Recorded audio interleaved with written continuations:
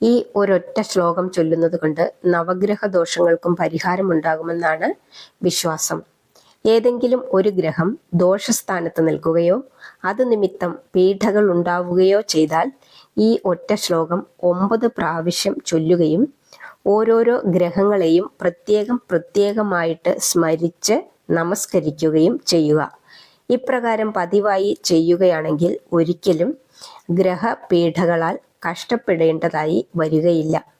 ചെലവുകളൊന്നും കൂടാതെ ധ്യാനത്തിൽ കൂടി നേടുവാൻ കഴിയുന്ന സമാധാനമാണ് ഏറ്റവും ശ്രേഷ്ഠമായിട്ടുള്ളത്.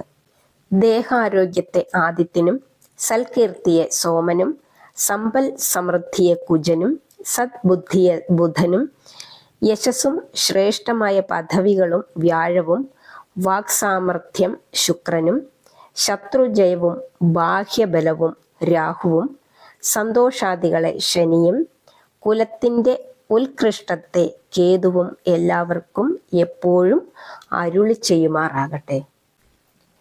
ആരോഗ്യം പ്രദധാതുനോ ദിനകര ചന്ദ്രോ യശോ നിർമ്മലം ഭൂതിം ഭൂമിസുത സുധാംശുതനയ പ്രജ്ഞാം ഗുരുർഗൗരവം കാവ്യകോമള വാഗ്വിലാസമതുലം മന്ദോമുദം സർവദ രാഹുർ ബാഹുബലം വിരോധശമനം കേതുർ കുലസ്യോന്നതി.